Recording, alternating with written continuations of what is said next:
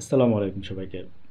আন্দালিব রহমান পার্থ ভাই আজকে আপনার একটা বক্তৃতা করছে, সম্ভবত বাসানটেক এলাকায় হতে পারে, ওনার এলাকা সম্ভবত বাসানটেক আর কি, বা অন্য কোনো স্থানেও হতে পারে। তো আমার যেটা বলার উদ্দেশ্য সেটা হচ্ছে যে আসলে কি আন্দালিব রহমান পার্থর ভাইয়ের কাছ থেকে এরকম বক্তৃতা আমরা আশা করিনি। আমি নিচের কমেন্টসগুলো পড়ছি, তো সবাই আমার মতোই একই রকমভাবে বলতেছে যে আন্দালিব রহমান পার্থ ভাই এরকম কথা বলতে পারে, আমরা চিন্তাও করতে পারি না।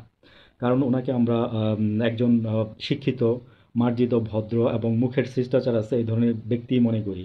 তো ভোটের মাঠে ভোট চাইতে গিয়ে যদি আপনারা এরকম বলেন তাহলে কিন্তু মানুষ আসলে আপনাদেরকে, আপনারা যত বিনয়ী হয়ে ভোট চাইবেন মানুষ তত আপনাদেরকে পছন্দ করবে। উনি কি বলছে দেখেন, বলতেছে যে আমি একটু মানে শোনাই ওনার এলাকার, মানে ওনার বলতেছে যে আমার পক্ষ থেকে আপনারা কি বলতে পারবেন। আপনি কে? আপনার বাড়ি কোথায়? আপনার বাসা কোথায়? গত 17 বছরে হেফাজত আন্দোলন থেকে আরম্ভ করে নিরাপদ সড়ক থেকে আরম্ভ তো এটুকুর পরে আমি আবার একটু শোনাবো, তো একটু বলে বলে বলবো আর কি। তো উনি বলছে যে আপনার বাড়ি কোথায়, হ্যাঁ মানে যে প্রার্থী আসবে তাকে আমরা চিনবই না। তো ভাই আপনার মানে বুট, আপনি যেখানে আপনার কেন্দ্র, তার পাশেই কিন্তু আমি থাকি ঢাকায়। তো এখন কথা হচ্ছে কি জানেন যে পার্থ ভাই, মানে আমরা আম, শিষ্টাচার পছন্দ করি এই জেনারেশন। আপনি বলছেন যে জামাত আপনার রাতের বেলায় কি নিয়ে আসবে। আমি আরেকটু বলতে, সরি আমি একটু ইন্টারাপ্ট করছি, আপনার আরেকটা ব্যাপার বলি, সেটা হচ্ছে যে আমি শোনাতে চাচ্ছি, হ্যাঁ লিসেন উনি কি বলছে। একটা কথা জিজ্ঞেস করতে চাই ভাই, আপনারা যদি ক্ষমতায় আসেন, আল্লাহ না করুন, যদি আসেন, তাহলে বলেন এই দেশে কি 16ই ডিসেম্বর হবে? এই দেশে কি পহেলা বৈশাখ হবে? এই দেশে কি 21শে ফেব্রুয়ারি হবে?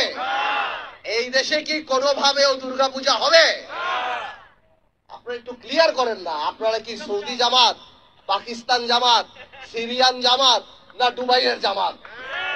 আমরা জানতে চাই, আমাদের মা বোনেরা যে বিকাল বেলায় হাঁটে, আমাদের যে সামাজিক কিছু টলারেন্স আছে, সহ্য ক্ষমতা, পাশের বাড়িতে গান বাজতেছে, একটা হলুদের অনুষ্ঠান, একটা এই একটা সেই, সেসব সামাজিক জিনিসপত্র কি আমরা করতে পারবো?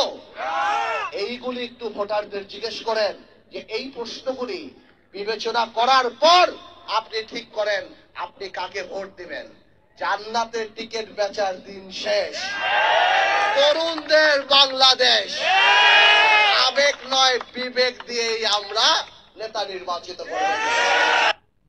এখন আমি একটু বলি তো পার্থ ভাই, আমরা আসলে আবেগ না, আমরা বিবেক দিয়ে নেতা নির্বাচন করব। আর হচ্ছে আপনার ওই যে মানে কি যেন বলে জান্নাত না কি জানি বলছেন আপনি। তো আসলে কি, যার জান্নাত কামনা করে সে ওই জান্নাতের পথেই হাঁটে আর কি। তো আমার আসলে বক্তৃতাটা আপনার ভালো লাগে নাই, হ্যাঁ এই জন্য এটা বললাম। ভালো থাকবেন।